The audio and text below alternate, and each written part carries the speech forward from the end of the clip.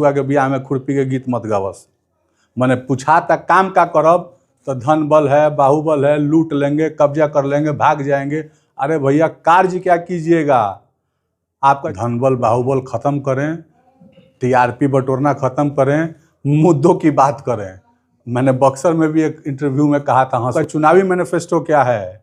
आप किन बातों को लेकर के, किन मुद्दों को लेकर के आप जनप्रतिनिधि के पास जा रहे हैं, इन पे बात कीजिए ना। धन बल हो जाएगा, बाहुबल हो जाएगा। और जीत हार के कार्यों को बताइए कि किन मुद्दों पे आप अपने बातों को उठाइएगा सदन में, इनको बताइए। आप एक रट लगा चुके हैं, धन बल बाहुबल, धन बल बाहुबल, इससे क्या होगा? जगदीशपुर प्रखंड में बैठक हो रही है, क्या लग रहा है यहाँ के जो वोटर है वो आपके साथ? आज जगदीशपुर प्रखंड में यहाँ पर जो मैरिज हॉल में बैठक हो रही है, सर्वप्रथम आपके चैनल के माध्यम से हमारे पूरे ज़िला के, पूरे बिहार के, चूँकि आज पंचायती राज दिवस है, पंचायती राज दिवस की मैं शुभकामना दूंगा। और जो रहा सवाल हमारे जनप्रतिनिधियों का कि हमारे सपोर्ट में है या नहीं, ये यहाँ दर्शाता है उनकी उपस्थिति। आप इस हॉल में देख सकते हैं कि लगभग 200 से 250 जनसंख्या जो यहाँ संख्या उपस्थित है, उसमें से लगभग हमारे 80% जनप्रतिनिधियों की है। मुकाबला त्रिकोणीय हो गया है क्योंकि कल नामांकन किए हैं मनोज उपाध्याय और वो कह रहे हैं कि वो लोग अपने पिता के बारे में बता रहे हैं कि हमारे पिता एमएलसी रहे हैं, ये किए हैं। खुद का जनाधार क्या है? मनोज उपाध्याय जी, चूँकि मैं कल बैठा था अचानक, तो मैंने ऐसे ही 10 मिनट का एक लाइव वीडियो शूट किया था और ये कोई प्रायोजित लाइव वीडियो नहीं था। आप ज़रूर अपने चैनल के माध्यम से दिखाने का काम करेंगे कि एक प्रायोजित कार्य करना और एक एट रैंडम कार्य करना, दोनों में अंतर है। मैंने कहा था कि मैं किसी पे कटाक्ष नहीं करूँगा, लेकिन हमारे उपाध्याय बाबा बार बार जो कहते हैं पिताजी पिताजी, तो मैं आपको एक बात बता दूं कि किसी भी पुत्र के साथ उसके पिता का नाम चलता है मृत्यु सैया तक। और अगर राम जी कहते हैं कि मैं दशरथ का पुत्र हूं तो क्या गलत कहते हैं? तो मेरे पिता उस तरह का कार्य उन्होंने किया है, आज उन्हीं के पुण्य प्रताप है, आज उन्हीं का सम्मान है जो मुझे जनप्रतिनिधि दे रहे हैं। और इसके अलावा मैं आपको बता दूं अपने बारे में कि मैंने जो कल 3 बातों को चिन्हित किया था, 4 बातों को, उन चारों बातों को जो चिन्हित किया था उसमें मुझे ज़रा बताएं उपाध्याय जी। मुझे जैसा सुनने में आया है मीडिया के माध्यम से ही, उनके फेसबुक माध्यम से ही, कि वो शायद लगातार पिछले 5 वर्षों से जनप्रतिनिधियों का, जब से वो चयन हुए हैं चेयरमैन, वो 5 वर्षों से जनप्रतिनिधियों का कार्य के लिए बहुत ही इच्छुक हैं, बहुत ही परेशान हैं। हमारे माननीय उपाध्याय जी से मैं ये पूछना चाहूँगा, सरकार उनकी है और बहुत प्रचंड तरीके से वो सरकार में आए हैं, कोई एक सवाल जो वो अपने माननीय सरकार द्वारा, माननीय मुख्यमंत्री द्वारा, माननीय डबल इंजन की सरकार द्वारा करवाए हो जनप्रतिनिधियों का, ठगने का काम ना करें। उपाध्याय बाबा हमारे माननीय हैं और अभिभावक कहिए, उपाध्याय जी हमसे छोटे नहीं हैं, हमसे बहुत बड़े हैं। मैं जब हमारे पिताजी कार्यरत थे उस वक्त मैं उपाध्याय जी को देखता रहा हूँ, हमसे उम्र में बड़े भाई हैं, तो उनसे यही आग्रह करूँगा, जो वास्तविकता बात है आप बताइए। और सारे जितने हमारे ज़िला के शीर्ष नेता हैं, सब लोगों ने कहा है कि जितने भी 6 प्रत्याशी मैदान में हैं, उन 6 प्रत्याशियों को चुनने का काम जनप्रतिनिधि करेंगे। जनप्रतिनिधि अपने तराजू में तौले कि हमारा कौन सा जनप्रतिनिधि मेरे लायक है। आपके माध्यम से फिर एक बार उन 4 कार्यों को मैं बता देता हूँ। पहला कार्य था जो कल मैंने अपने फेसबुक माध्यम से बताया था, जो हमारे वार्ड पार्षदगण हैं या पंचायत समिति मुखिया जी, जिला परिषद, सबका वेतन का, जो पेंशन का मांग है, वेतन का मांग फिर मैं कहूँगा तो उपाध्याय जी कहेंगे पिताजी पिताजी। अरे तो पिताजी नहीं करवाया है तो बोले किसके बारे में? सवाल उपाध्याय जी बतावें कि उन्होंने क्या किया है। चेयरमैन वो भी हैं, जनप्रतिनिधियों के लिए उन्होंने क्या किया है? ला में वो तो अभी कार्यरत हैं, अभी तो जब तक वो एमएलसी चुने नहीं जाते हैं तब तक तो उस पोस्ट पर सुशोभित हैं। उस पोस्ट पर रहते हुए उन्होंने क्या कार्य किया है वो बतावें। तो जहाँ तक सवाल है प्रतिनिधियों के वेतन का, वो भी हम लोग के द्वारा कराया गया है। रहा सवाल मान सम्मान का, तो प्रत्येक प्रखंड मुख्यालय में जनप्रतिनिधि भवन बना है।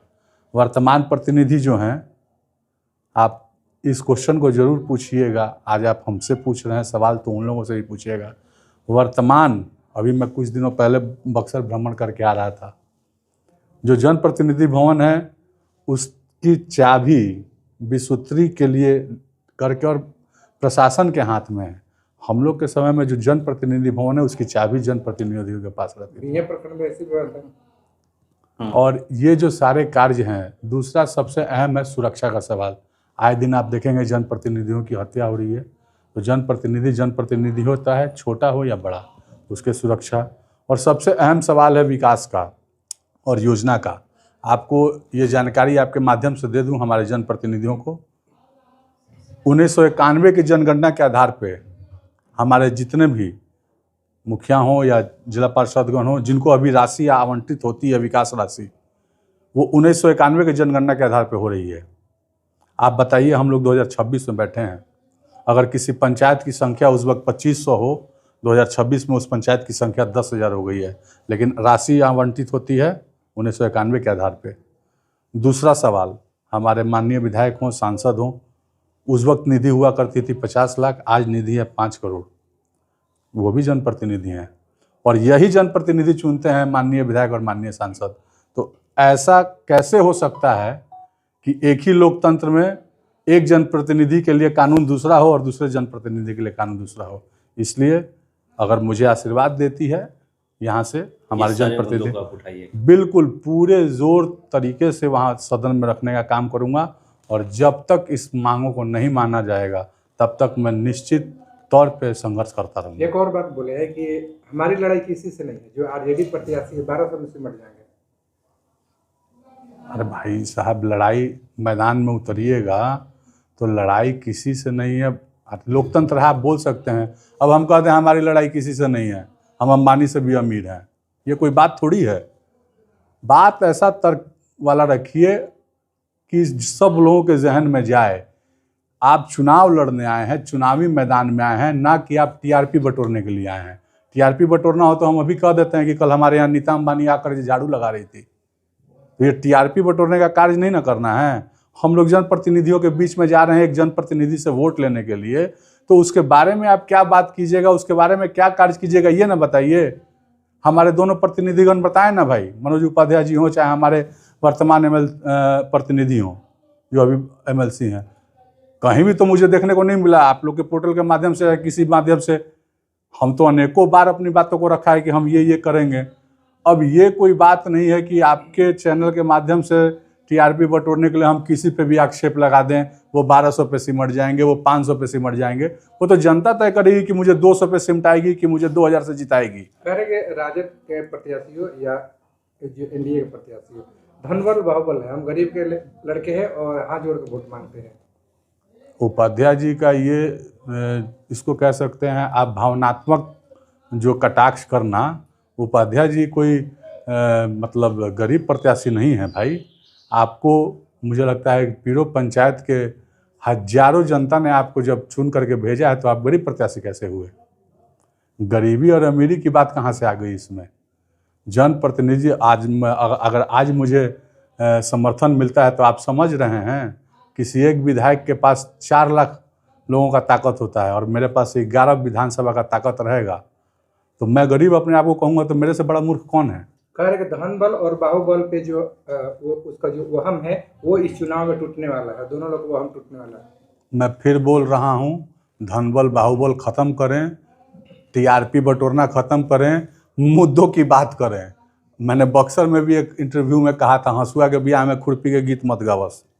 मैंने पूछा था काम का करब, तो धनबल है, बाहुबल है, लूट लेंगे, कब्जा कर लेंगे, भाग जाएंगे। अरे भैया, कार्य क्या कीजिएगा? आपका चुनावी मैनिफेस्टो क्या है? आप किन बातों को लेकर के, किन मुद्दों को लेकर के आप जनप्रतिनिधि के पास जा रहे हैं, इन पे बात कीजिए ना। धनबल हो जाएगा, बाहुबल हो जाएगा, और जीत हार किसी के हाथ में नहीं है। जीत हार पर जनता के हाथ में है। जनता वो है आज के डेट में जो जनप्रतिनिधि है, जनप्रतिनिधि को वोट देना है। तो इसमें धनबल और बाहुबल की कहाँ बात आ रही है? आपने, मुझे लगता है ये मेरा तीसरा साक्षात्कार है आपके साथ, मैंने कभी धनबल बाहुबल की बात नहीं की है। धनबल बाहुबल की बात ही करना बेमानी है। आप अपने कार्यों को बताइए, किन मुद्दों पे आप अपने बातों को उठाइएगा सदन में, इनको बताइए। आप एक रट लगा चुके हैं धन बल बाहुबल, धन बल बाहुबल, इससे क्या होगा? आप ठगने का काम कर रहे हैं जनप्रतिनिधियों को।